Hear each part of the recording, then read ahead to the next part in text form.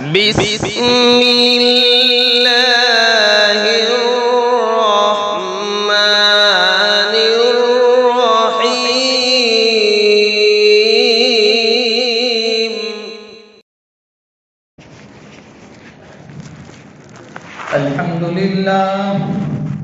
الحمد لله نحمده ونستعينه ونستغفره ونؤمن به ونتوكل عليه ونعوذ بالله من شرور أنفسنا ومن سيئات أعمالنا من يهده الله فلا مضل له ومن يضلله فلا هادي له ونشهد أن لا إله إلا الله وحده لا شريك له ونشهد أن سيدنا وسندنا ونبينا وحبيبنا ومولانا محمدا عبده ورسوله أما بعد فأعوذ بالله من الشيطان الرجيم بسم الله الرحمن الرحيم يا أيها الذين آمنوا توبوا إلى الله توبة نصوحا صدق الله العظيم اللهم صل على سيدنا محمد وعلى آل سيدنا محمد وبارك وسلم معزز علماء کرام بزرگان محترم حق تعالیٰ جل شانہ نے دنیا میں انسان کو ایک بہت بڑی ذمہ داری دے کر بھیجا ہے. اسی لیے دنیا میں درخت اپنے پھل سے پہچانا جاتا ہے. جو درخت پھلدار ہو، خوبصورت ہو اور جو لوگوں کو نفع پہنچاتا ہو، لوگ اس کی حفاظت کرتے ہیں، اس کی دیکھ بھال اور اس کی نگرانی کرتے ہیں. اسی طریقے سے جو انسان اچھے اخلاق والا ہو، لوگوں کو فائدہ پہنچاتا ہو، لوگوں کے سکھ اور دکھ میں ساتھ دیتا ہو، تو لوگ بھی اس سے محبت کرتے ہیں. لیکن انسان ہے کہ انسان اس روئے زمین پر حق تعالیٰ کی نعمتیں استعمال کرتے ہوئے، اپنی ضروریات کو پورا کرتے ہوئے، کبھی وہ اپنے مقصد سے غافل ہو جاتا ہے کہ مجھے اس روئے زمین پر حق تعالیٰ جل شانہ نے کس مقصد کے خاطر اس دنیا میں پیدا فرمایا، تو وہ اپنے حقیقی مقصد سے غافل ہو جاتا ہے. جب انسان اپنے مقصد سے غافل ہو جاتا ہے تو پھر وہ ایک اپنی اندھا دھند میں زندگی گزارتا ہے. اس کے سامنے کوئی مقصد نہیں ہوتا کہ میں صبح میں بیدار ہوا، بیدار ہونے کے بعد مجھے کیا کام کرنا ہے. وہ اس کے سامنے مقصد نہیں ہوتا تو اللہ کے احکام کو بھی توڑتا ہے، نبی کے طریقوں بھی اپنی زندگی سے چھوڑ دیتا ہے. لیکن حق تعالیٰ جل شانہ نے میرے اور آپ کے اوپر بہت بڑا کرم فرمایا، مہربانی فرمائی اور اپنا ایک احسان عظیم فرمایا کہ میرے بندے میری نعمتیں استعمال کرتے کرتے اور میری نعمتوں سے فائدہ اٹھاتے کہیں وہ دور گناہوں کی گھاٹی میں جب چلے جاتے ہیں تو کہیں وہ نا امید نہ ہو جائے. تو اللہ تعالیٰ نے ہمارے لیے ایسے موقع عطا فرمائے تاکہ یہ اللہ کا بندہ جو اللہ کے در سے، اللہ کے گھر سے بچھڑ چکا ہے، اللہ کی چوکھٹ سے دور ہو گیا ہے، واپس وہ دوبارہ اس چوکھٹ پر آ جائے اور اپنے حقیقی مقصد کے مطابق اپنی زندگی کی گاڑی گزارنے لگ جائے. تو انسان تو ہے گناہ ہو جاتے ہیں. قرآن کریم میں حق تعالیٰ فرماتے ہیں وَذَرُوا ظَاهِرَ الْإِثْمِ وَبَاطِنَهُ، تم چھوڑ دو وہ گناہ جو تم ظاہر میں کرتے ہو اور جو تم چھپے ہوئے کرتے ہو، ہر گناہ چھوڑ دو. جو لوگوں کے سامنے کرتے ہو، جو لوگوں اپنے دوستوں کی مجلس میں کرتے ہو، اور جب کوئی مجلس نہیں ہوتی، کوئی ہمارے ساتھ ہمارا گھر کا کوئی آدمی نہیں ہوتا،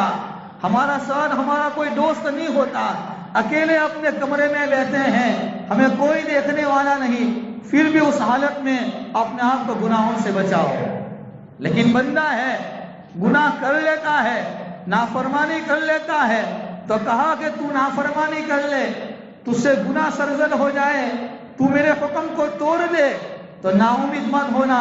آجا واپس اس چوکھٹ پر اور اس در پر، اور اپنے روتے ہوئے رب کو واپس منا لے، اور اپنی زندگی کی ساری ضرورتوں کو اسی سے مانگ لے، اپنی زندگی کے سارے گناہوں کو اسی سے معاف کروا لے۔ اسی لیے حق تعالیٰ جل شانہ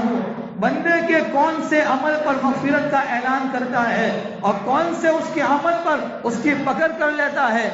میں اور آپ اس کا اندازہ نہیں لگا سکتے ہیں۔ رابعہ بصریہ رحمت اللہ تعالی علیہا اللہ کی بہت بڑی نیک بندی گزری ہے اس سورہ زمین پر، جن کے بارے میں کتابوں میں لکھا ہے بڑی عبادت گزار، بڑی نمازوں کی پابند، تہجد کی پابند، روزوں کی پابند اور اخلاق کے ساتھ زندگی گزارنے والی، لیکن جب ان کا انتقال ہو گیا، کسی نے خواب میں دیکھا اور پوچھا رابعہ کیا گزری ہے، اللہ نے تیرے ساتھ کیا معاملہ کیا ہے؟ فرمایا اللہ نے میری مغفرت کر لی۔ خواب میں دیکھنے والے کہہ رہے ہیں ہاں ہاں تو عبادت گزار تھی، اخلاق کے ساتھ زندگی گزارنے والی تھی، تو نے تو نہر زبیدہ جاری کرائی جس سے کتنی مخلوق اس سے فائدہ اٹھا رہی ہے۔ فرمایا نہیں، میرا کوئی بھی عمل اللہ کے سامنے وہ مقبول نہیں ہوا، بس ایک چھوٹا سا عمل جو میں اپنی نظر میں اس کو معمولی سمجھتی تھی، اور آج کے دور میں میں اور آپ بھی اس ایسے عمل کو معمولی سمجھتے ہیں، اس چھوٹے سے عمل کی وجہ سے اللہ نے میری مغفرت کا اعلان کیا ہے۔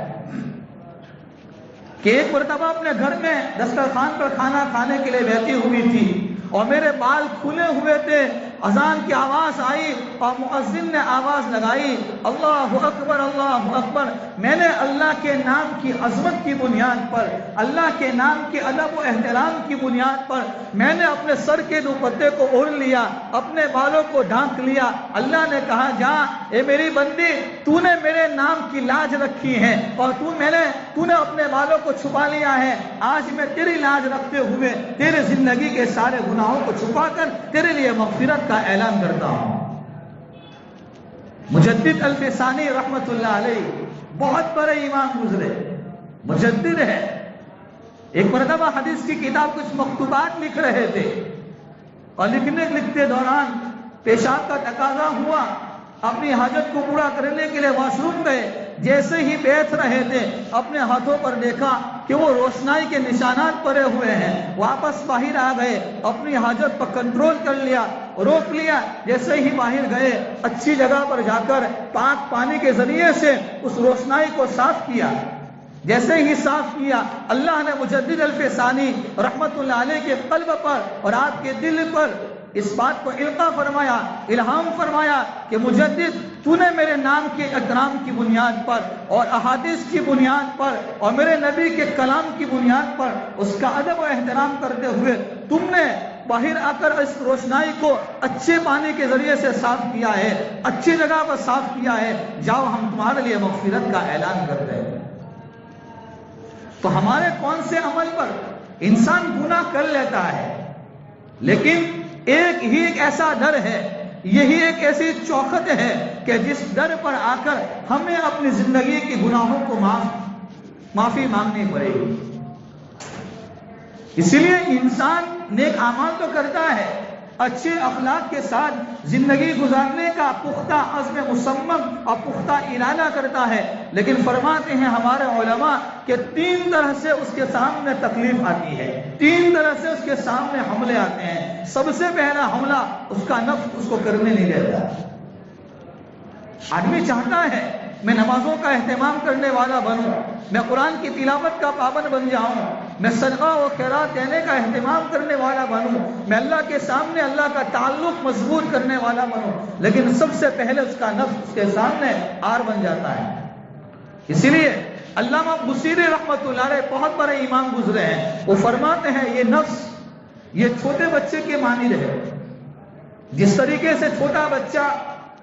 دودھ پیتے وقت ضد کرتا ہے، روتا ہے، چلاتا ہے، اور ماں چاہتی ہے کہ یہ دودھ چھوڑ دے، لیکن جو بچے روتا ہے اور اس کے بلبلانے پر اور اس کے چلانے پر اگر ماں کی مامتا جوش میں آ جائے اور کہے کہ نہیں میں اس کو دودھ نہیں چھڑاؤں گی اس لیے کہ اس کو تکلیف ہو رہی ہے، تو ہمارے مشائخ فرماتے ہیں یہ بچہ بڑا ہونے کے بعد بھی دودھ کی عادت کو نہیں چھوڑے گا۔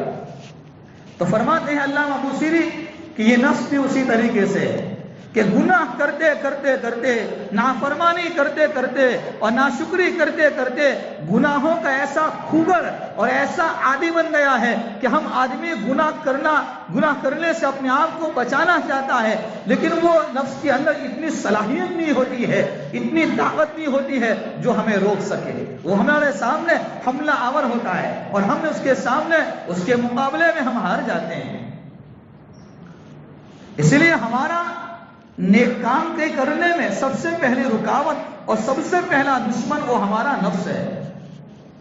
آدمی دوسرے دشمن کے سامنے لڑنے کے لیے اور مقابلے کے لیے بے انتہا کوشش کرتا ہے، اس کے لیے ساری تیاری کرتا ہے کہ میں میرے دشمن کو کیسے پچھاڑ دوں، اس کے مقابلے میں اس کے سامنے کیسے میں جیت جاؤں، لیکن نفس کے مقابلے میں جو جیت جاتا ہے حقیقت میں وہ کامیاب ہوتا ہے۔ فجر کی اذان ہوتی ہے، مؤذن آواز دیتا ہے الصلاۃ خیر من النوم، اس وقت میرا اور آپ کا نفس کے ساتھ مقابلہ ہو رہا ہے، نفس کے ساتھ امتحان ہو رہا ہے کہ میرے اوپر اپنے نفس کا بھی حملہ ہے اور نفس کی بھی ایک آواز ہے، اور ایک طرف سے اللہ کے منادی اور مؤذن کی اذان کی آواز آتی ہے۔ اب ہمارا امتحان ہو رہا ہے، اس امتحان میں اور آپ کامیاب کیسے ہیں؟ آنے والا رمضان کا مبارک مہینہ یہ بھی تو ہمارے امتحان کا ایک مہینہ ہے۔ ہمارے گھر میں کھانے پینے کی چیزیں ہوتی ہیں، ہمارے گھر میں ہر چیزیں میسر ہیں، جو حلال تھی کوئی روکنے والا نہیں تھا، لیکن فرمایا کہ صبح صادق سے لے کر غروب آفتاب تک اپنے آپ کو ان تمام حلال چیزوں سے بچاؤ۔ کیوں؟ کہ تمہارے گھر میں اور تمہارے فریج میں ساری چیزیں موجود ہیں، بہترین شربت موجود ہے، کوئی روکنے والا نہیں ہے، گھر میں کوئی نہیں ہوتا ہے، پھر بھی آدمی اپنے آپ کو بچاتا ہے تاکہ وہ 30 دن اور پورا مہینہ اس کے اوپر عمل کرے گا، پریکٹس کرے گا۔ تو جو ایک مہینہ عمل کرتے کرتے جو چیزیں حلال تھی اس نے وقتی طور پر 8-12 گھنٹے اپنے آپ کو بچایا ہے، تاکہ یہ روزے کے ذریعے سے یہ صلاحیت پیدا ہو جائے، یہ قوت اور یہ طاقت پیدا ہو جائے، یہ ایمانی پاور اتنا مضبوط ہو جائے تاکہ وہ 11 مہینے حرام کی چیزوں سے اپنے آپ کو بچائے۔ تو ایک روزہ تو ہمارا وہ ہوتا ہے کہ جو انسان بالغ ہوتا ہے اس وقت سے شروع ہوتا ہے اور موت کے وقت ختم ہوتا ہے۔ ایک تو رمضان کے روزے ہیں، اس میں سارے روزے آ گئے، نفل ہے، قضا کے روزے، سب چیزیں آ گئی، لیکن ایک وہ روزہ کہ جو آدمی بالغ ہونے کے بعد سے اس کے اوپر نمازیں فرض تھی، اس کے اوپر روزے فرض تھے، زکوٰۃ مالدار ہے زکوٰۃ فرض تھی، صاحب استطاعت ہے اس کے اوپر حج فرض تھی، اس نے کیا کیا ہے؟ یہ روزہ ہے، اس روزے کی افطار اور اس روزے کو کس طریقے سے وہ اپنی زندگی میں لاتا ہے۔ تو کہہ رہا تھا انسان گناہ تو کر لیتا ہے، لیکن حقیقت میں اللہ کے نبی صلی اللہ تعالی علیہ وسلم نے فرمایا التائب من الذنب کمن لا ذنب له، گناہوں سے توبہ کرنے والا آدمی ایسا ہے جیسا کہ اس نے گناہ کیا ہی نہیں۔ کون گناہوں سے معصوم اور گناہوں سے پاک ہو سکتا ہے؟ ہر انسان گناہ میں ملوث ہوتا ہے، لیکن آدمی موجودہ دور میں یہ کہتے ہیں کہ ہم گناہوں سے مولوی صاحب کیسے بچیں گے؟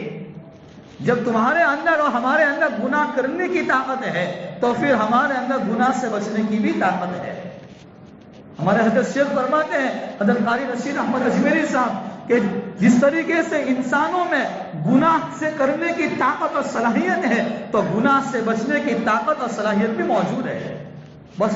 ضرورت اس بات کی ہے اپنے آپ کو اس طریقے سے اللہ کے ڈر کے ساتھ، اللہ کے خوف کے ساتھ اور اللہ کے استحضاء کے ساتھ جو آدمی زندگی گزارے گا وہ گناہوں سے بچے گا۔ وہ گناہوں سے بچے گا. لیکن مجھے یہ کہنا ہے آج کی اس مجلس میں کہ آدمی گناہ کر لیتا ہے, نافرمانی کر لیتا ہے, اللہ کے احکام کو توڑ لیتا ہے, تو اللہ کے حکم کو توڑنے کے بعد اور اللہ کے حکم کو چھوڑنے کے بعد ہمارے دلوں میں اس کی کیفیت اور احساس ہے کہ نہیں؟ ہمارے گھر میں ہمارا چھوٹا سا بچہ جب کسی کانچ کی پیالی کو توڑ دیتا ہے,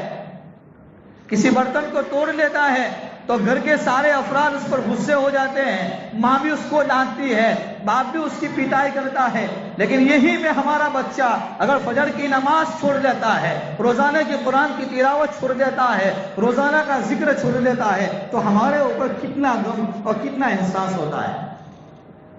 یہ فکر لاتی ہے. تو گناہ, لیکن آنے والی مبارک رات ہے اتوار 15ویں شعبان, اور شعبان کی 15ویں رات آ رہی ہے. تو اس رات سے آنے سے پہلے اس کے بارے میں اللہ کے نبی صلی اللہ تعالی علیہ وسلم نے فرمایا کہ کتنے محرومین ایسے ہیں کہ جو مبارک رات میں بھی اس کی مغفرت نہیں ہوتی ہے. مجھے موقع کی مناسبت سے بات عرض کرنا ہے کہ کہیں وہ رات آ جائے, اس رات میں ہم داخل ہو جائیں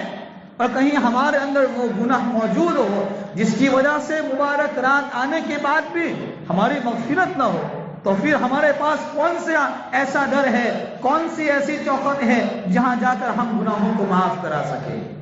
اللہ کے نبی صلی اللہ تعالی علیہ وسلم نے فرمایا سب سے پہلا وہ آدمی ہے جو اللہ کے ساتھ کسی کو شریک کرتا, مشرک, شرک کرنے والا. اور موجودہ دور میں اور آپ شرک اسی کو سمجھتے ہیں, مشرک اسی کو سمجھتے ہیں جو کسی جگہ پر جا کر کسی مورتی کے سامنے اپنی پیشانی کو رگڑ رہے, وہ تو ہے ہی. لیکن میں اپنی زندگی کا محاسبہ کروں, ہم سب اپنی زندگی کا محاسبہ کریں. کوئی میرا اور آپ کا امتحان کیوں لے؟ سب سے پہلے امتحان میں اور آپ اپنے نفس کا لے, اپنی زندگی کا محاسبہ ہم خود کریں کہ کہیں ایسا تو نہیں ہو رہا ہے. اللہ کے نبی نے فرمایا ہے کہ جو آدمی دکھلانے کے لیے نماز پڑھتا ہے وہ بھی شرک ہے, اگرچہ وہ چھوٹا شرک ہے. جو دکھلانے کے لیے روزے رکھتا ہے, غریبوں کی مدد کرتا ہے, بیواؤں کی مدد کرتا ہے, یتیموں کی پالپوسی کرتا ہے, لیکن دکھلانے کے لیے کرتا ہے, تو یہ بھی شرک ہے. یہ بھی شرک اصغر ہے, چھوٹا شرک ہے. ہم اس شرک اسی کو سمجھتے ہیں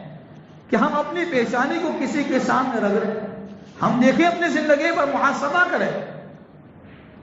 کہ جب ہمارے اوپر حالات, مصیبت, بیماری آتی ہیں, ہمارا رجحان دل کا اور قلب کا رجحان سب سے پہلے کس چیز کی طرف جاتا ہے؟ ہم نے رب کس کو مانا ہے؟ تو خیر کہ شرک کرنے والا وہ بھی مبارک رات کے اندر سے وہ محروم ہو جاتا ہے, اس کی مغفرت نہیں ہوتی. اور ایک عجیب بات اللہ کے نبی نے فرمائی, لوگوں کے ساتھ قطع تعلق کرنے والا گناہ, اس کو آدمی گناہ سمجھتا ہی نہیں. موجودہ دور میں نوجوان کا طبقہ ہمارے علاقوں میں ہم دیکھتے ہیں کہ واٹس ایپ پر ایک دوسرے کے ساتھ معافی مانگتے ہیں. میں یہاں ایک بات پتہ کی بتاتا ہوں کہ ہم لوگوں کو واٹس ایپ پر معافی مانگتے ہیں اور معافی مانگنا چاہیے, لیکن ہم جس گروپ میں اور جن لوگوں پر میسج کرتے ہیں وہ ہمیں جانتا ہی نہیں ہے, تو ان کے ساتھ معافی مانگنے کا کوئی سوال ہی نہیں ہوتا. اور شعبان آنے سے پہلے, شب برات کی رات آنے سے پہلے, 15ویں رات آنے سے پہلے ہر آدمی ایک دوسرے کو میسج کرتا ہے کہ بھائی بھول چوک ہو گئی, معاف کر دینا. ارے ہمارا ان کے ساتھ کوئی رابطہ ہی نہیں ہوا ہے, وہ سامنے والا ہمیں جانتا ہی نہیں ہے, ہم ان کو نہیں جانتے ہیں, تو معافی کی کوئی بات ہے ہی نہیں. یہ تو رسمن اور رواجن معافی ہے. حقیقت میں معافی تو وہ ہے, حقیقت میں مسلمان تو اس طریقے سے زندگی گزارتا ہے اخلاق کے ساتھ, جس کے بارے میں اللہ کے نبی نے فرمایا المسلم من سلم المسلمون من لسانه ويده, کہ مسلمان تو وہ ہے کہ جس کے ہاتھ اور زبان سے دوسرا مسلمان محفوظ رہے. تو مسلمان تو سب سے پہلے کسی کو تکلیف نہ پہنچاتا, لیکن اگر انسان ہے, تکلیف ہو گئی ہے, کسی کو تکلیف دے دی ہے, کسی کے ساتھ بدسلوکی ہو گئی ہے, تو ہم 15ویں رات کا انتظار نہ کرے کہ 15ویں رات آئیں گی, لوگوں کے پاس جا کر معافی مانگ لیں گے کہ نہیں، زندگی کا کوئی بھروسہ نہیں، موت کا کوئی بھروسہ نہیں ہے، ہم ہر لمحہ اپنے سامنے آخرت کی فکر کے ساتھ، اپنی قبر کا استحضار کے ساتھ، اللہ کے سامنے کل قیامت کے دن کھڑے ہونے کی فکر کے ساتھ زندگی گزارے، تاکہ ہمارے اوپر کسی کا کوئی بوجھ باقی نہ رہے۔ حدیث پاک میں اللہ کی نبی نے فرمایا ہے کہ کل قیامت کے دن بہت سارے لوگ نیکیوں کے بوجھ لے کر نیکیاں لے کر آئیں گے، ساری زندگی نیکیاں کی ہوگی، روزے رکھے ہوں گے، زکاتیں دی ہوگی اور نوافل پڑھی ہوگی، ساری نیکیوں کے ڈھیر جمع ہوں گے، لیکن دنیا میں کسی کو تکلیف پہنچائی ہے، اس کے ساتھ معافی نہیں مانگی، دنیا میں کسی پر الزام تہمت لگایا ہے، دنیا میں کسی کا حق مارا ہے، کل قیامت کے دن وہ حق والے آئیں گے اور ساری نیکیاں لے جائیں گے، یہاں تک کہ حق والوں کے حقوق باقی رہیں گے، اس کے پاس نیکیاں ختم ہو جائیں گی، ساری زندگی گناہ نہیں کیا ہے، ساری زندگی زنا نہیں کیا ہے، دوسروں کے زنا کے بوجھ لے کر جہنم میں جائے گا، ساری زندگی نمازیں پڑھی ہیں، بے نمازی کا بوجھ اور اس کے گناہوں کا دفتر اپنے سر پر لے کر جہنم میں رسید کر دیا جائے گا، ساری زندگی کبھی فلم نہیں دیکھی ہے، لیکن دوسروں کے گناہوں کے بوجھ کے دفتر اپنے کمر پر لے کر وہ جہنم میں رسید کر دیا جائے گا۔ اسی لیے مسلمان اور ایمان والا ہر وقت ہر لمحہ آخرت کی فکر کے ساتھ زندگی گزارے۔ گناہ ہو جاتے ہیں، لیکن گناہ کرنے کے بعد آدمی گناہ پر ڈٹا نہ رہے، اللہ کے سامنے معافی مانگے، بلکہ فرمایا ایک وہ آدمی جس کے پاؤں میں چلنے کی طاقت نہیں ہے، جس کی زبان میں بولنے کی صلاحیت نہیں ہے، آنکھوں میں دیکھنے کی طاقت نہیں ہے، ہاتھوں میں پکڑنے کی طاقت نہیں ہے، اور سارے گھر والے پریشان ہیں، گھروں میں کھانسی کھاتا ہے، گھروں میں بیماریاں ہیں، اور ساری طرف سے پریشان، گھر کے سارے افراد سے تنگ آ کر جب وہ اپنے ہاتھ میں لکڑی لے کر اور لکڑی کے سہارے چلتے اور بیٹھتے تھوڑی دیر چلتا ہے، تھوڑی دیر بیٹھتا ہے، ایسا 70 سال کا بوڑھا بھی اگر وہ مسجد کی چوکھٹ پر آ جاتا ہے اور سچے دل سے اللہ سے معافی مانگ لیتا ہے، اسی لیے تو کتابوں میں لکھا ہے ایک مشرک ہے جو 70 سال تک اللہ کی نافرمانی تو اللہ کے ساتھ شرک میں زندگی گزارتا ہے، لیکن ایک مرتبہ اس کی زبان سے نکل گیا یا سمجھ، اللہ کا نام نکل گیا، غیب سے آواز آئی بول بندہ کیا ہے، تو ایک مرتبہ غلطی سے اللہ کا نام لینے پر اللہ اس کو معاف کر دیتا ہے۔ تو پھر اگر ہم نام لیوا ہیں، ہم ایمان والے ہیں، ہم کلمے والے ہیں، اگر ہم سے گناہ ہو رہا ہے تو آ جاؤ اس چوکھٹ پر، اس در پر، اپنے آپ کو یہاں پر آ کر اللہ کے سامنے معافی مانگو۔ دنیا کے کسی بڑے کے سامنے ملاقات کرنا ہو، اپوائنٹمنٹ لینا پڑتا ہے، اس کے نیچے کام کرنے والے لوگوں کو فون کرنا پڑتا ہے، میں آپ کے بڑے آدمی سے ملنا چاہتا ہوں، کتنے بجے کا وقت ہے، اور یہاں کوئی اپوائنٹمنٹ نہیں، جب جی چاہا، جب دل میں آیا، ہاتھ اٹھانے کی بھی ضرورت نہیں ہے، مسجد سے گزر رہا ہے، نماز پڑھ کے نکل رہا ہے، راستے میں بد نظری ہو گئی، دل میں اللہ سے معافی مانگ لو،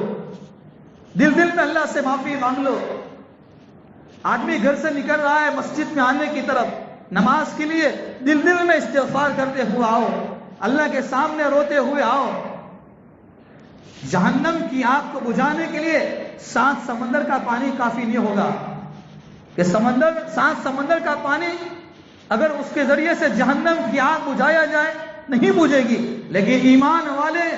مومن اور مومن مرد اور مومن عورت کی آنکھوں میں سے نکلنے والا وہ آنسو کا ایک قطرہ، اللہ نے اس میں اتنی طاقت اور اتنا پاور رکھا ہے، جب وہ اللہ کے سامنے عاجزی کے ساتھ، انکساری کے ساتھ، آہوازاری کے ساتھ ایک قطرہ بہاتا ہے، وہ جہنم کی آگ کو بجھانے کے لیے کافی ہو جاتا ہے۔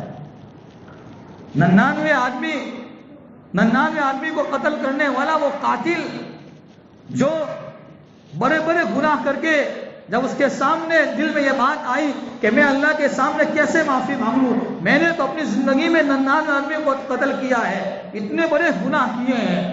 لیکن جب وہ پختہ ارادے کے ساتھ اور ندامت کے ساتھ جب وہ چلتا ہے، اپنی بستی کو چھوڑتا ہے اور اچھی نیت کے ساتھ چلتا ہے، اخلاص کے ساتھ چلتا ہے، راستے میں اس کی موت آ جاتی ہے، اللہ فرشتوں کو اعلان کرتا ہے کہ اے میرے فرشتوں، اس کی روح کو نکالنے کا حق تمہیں ہے۔ ایک طرف رحمت کا فرشتہ ہے، ایک طرف عذاب کا فرشتہ ہے، دونوں فرشتوں میں جھگڑے ہوتے ہیں کہ اس بندے نے کبھی زندگی میں کوئی نیکی کا کام نہیں کیا ہے، کبھی نمازیں نہیں پڑھی ہے، بڑے بڑے گناہوں کے لتھڑے اس کے پاس موجود ہے، اس کی روح کا نکالنے کا حق میرا ہے۔ رحمت کا فرشتہ کہتا ہے اگرچہ اس نے گناہ کا کام کیا ہے، لیکن آج جس نیت کے ساتھ چلا ہے، جس ارادے کے ساتھ چلا ہے، وہ اچھی نیت ہے، اچھا ارادہ ہے اور اخلاص کے ساتھ چلا ہے، اس بندے کی روح کو نکالنے کا حق میرا ہے۔ اللہ کی طرف سے زمین کو حکم ہوتا ہے، زمین تنگ ہو جاتی ہے اور اللہ تعالیٰ رحمت کے فرشتوں کو اعلان کرتا ہے کہ اے میرے فرشتے، اس بندے کی روح کو قبض کر لو۔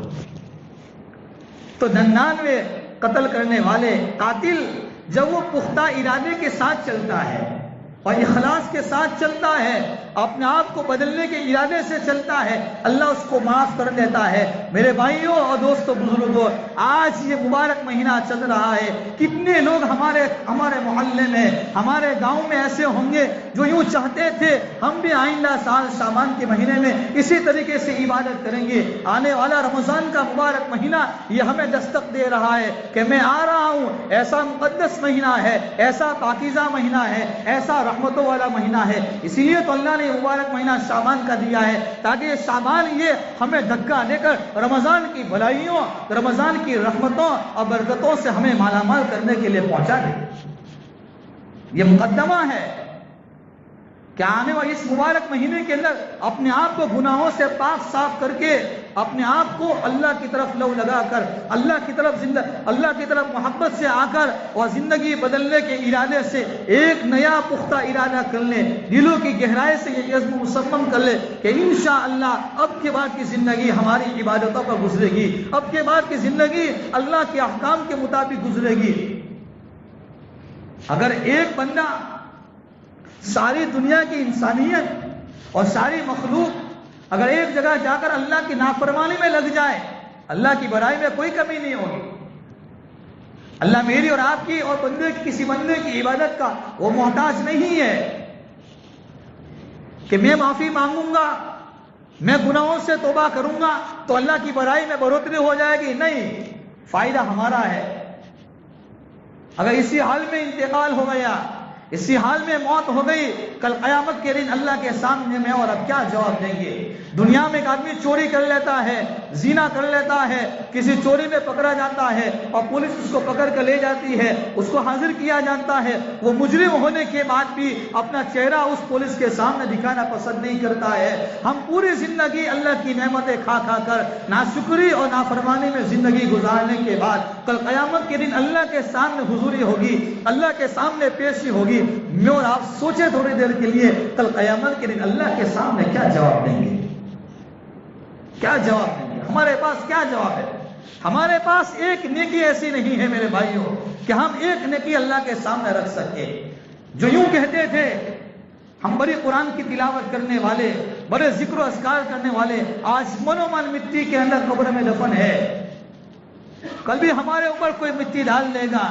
آج جمعہ کا مبارک دن ہے، ہم سب غسل کر کے آئے ہیں، نہ معلوم زندگی کا کون سا آخری دن ایسا ہوگا، نہ معلوم ہمیں کون غسل دے گا، کون کفن پہنائے گا، کون ہمیں کندھے پر اٹھا کر قبرستان لے جائے گا، منو من مٹی کے نیچے ڈال دے گا اور کبھی اس کا کوئی نام و نشان نہیں ہوگا۔ بڑے بڑے دنیا میں مالدار آئے، بڑے بڑے عہدے دار آئے، بڑے بڑے خوبصورت انسان آئے، بڑے اچھے کپڑے پہننے والے آئے، جس کے کپڑے پر ایک دھبا پڑتا تھا فوراً وہ کپڑے بدل دیتے تھے، ایک فون پر سارے لوگ حاضر ہو جایا کرتے تھے۔ آج ایسی بڑی بڑی مونچھوں والے بھی قبر کے اندر سوئے ہوئے ہیں، قبر کسی کو چھوڑتی نہیں ہے، تو پھر ہمیں بھی ایک دن جانا ہے، اس کی تیاری کرنا ہے۔ آنے والے ایام یہ اسی کی تیاری کے لیے ہے تاکہ ہم اپنے آپ کو غفلت کی زندگی سے توبہ کرتے ہوئے ہم اللہ کو راضی کر لیں۔ جو آدمی اللہ کو راضی کر لے گا دنیا کے ساری مخلوق اس سے راضی ہو جائے گی، اور جو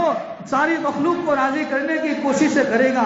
ساری مخلوق کبھی راضی نہیں ہو سکتی۔ ایک رب کو راضی کرنا، ایک رب کو منا لینا یہ آسان ہے بمقابلے میں ساری مخلوق کو راضی کرنے۔ اگر ہم ایک کے ہو گئے وہ سارے کو ہماری طرف کر دے گا. تو یہ آنے والے ایام ہے, آنے والی 15ویں رات ہے. اس سے پہلے اپنے چھوٹے گناہوں سے, بڑے گناہوں سے پختہ ارادے کے ساتھ ہم ان کے ساتھ معافی مانگ لے. اگر ہمارے اوپر کسی کا کوئی حق ہے میرے بھائیوں, تمام حقوق سے اگر ہمارا کسی کے ساتھ تعلق ٹوٹ چکا ہے, کسی بارے میں جھگڑا ہو گیا ہے, ہم اس انتظار میں نہ بیٹھیں 15ویں رات آئے گی, عشاء کی نماز پڑھیں گے, کسی کا بیان ہوگا, بیان کے بعد جا کے معافی مانگیں گے. نہیں,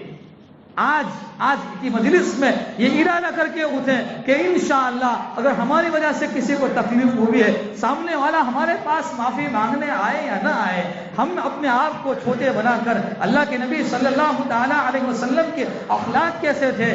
ایک مثال پیش کروں کہ اللہ کے نبی صلی اللہ تعالی علیہ وسلم کے زمانے میں ایک دیہاتی آدمی وہ مسجد نبوی میں آیا اور مسجد نبوی کے صحن میں پیشاب کرنے لگا. اللہ کے نبی صلی اللہ تعالی علیہ وسلم دیکھ رہے, صحابہ غصے میں آ گئے, لیکن صحابہ کو منع کیا, آپ ان کو کچھ مت کہو, وہ اس کو آ جانے دو. وہ اپنی حاجت سے فارغ ہوا. اللہ کے نبی نے صحابہ سے کہا کہ جاؤ پانی ڈال دو اور اس کو پاک کر دو, اس جگہ کو. آنے والے آدمی کو پیار اور محبت کے ساتھ آداب بتائے, دین کی باتیں بتائے, کیسی پیار اور محبت کے ساتھ بتائی. اگر ہم بھی اسی طریقے سے ہمارا رشتہ جس سے ٹوٹ چکا ہے, ہم ان کے پاس جا کر معافی مانگ لیں, ہم اس کے ساتھ محبت کے ساتھ پیش آ جائیں. اگر ہمارے پاس اللہ نے وسعت طاقت دی ہے, ہم کوئی گفٹ لے کر, کوئی ہدیہ لے کر ان کے پاس جائیں, اے میرے بھائی اور اے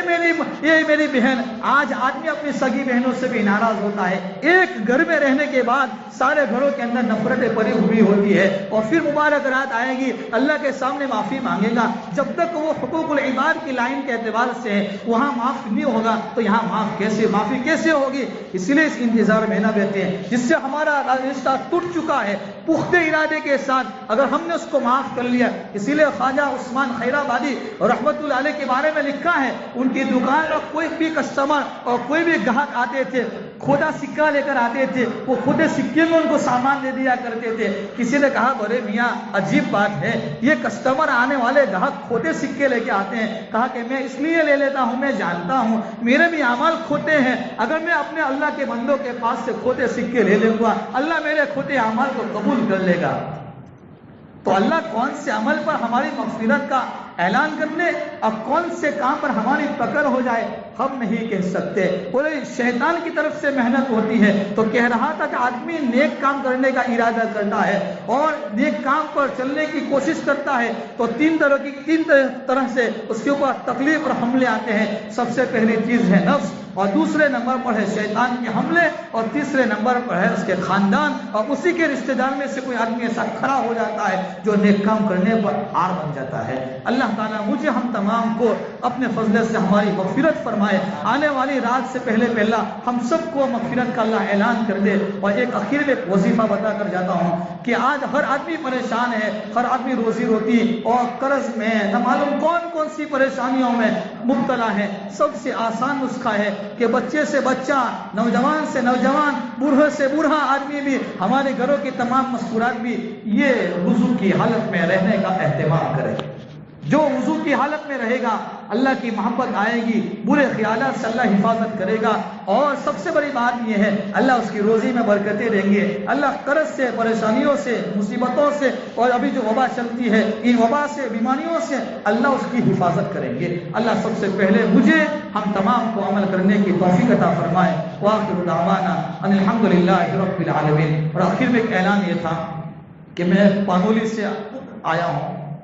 پانڈولی میں کنارہ مسجد ہے جہاں الحمدللہ امامت کی خدمت انجام دے رہا ہوں. وہاں مسجد کے مکانات کچھ بن رہے ہیں تو اس کے لیے للہ رقم کی ضرورت ہے. تمام حضرات سے گزارش ہے کہ آپ للہ رقم کے ذریعے سے مسجد کا تعاون کر کے جائیں. اللہ دنیا اور آخرت میں بہترین سے بہترین بدلہ آپ کو نصیب فرمایا.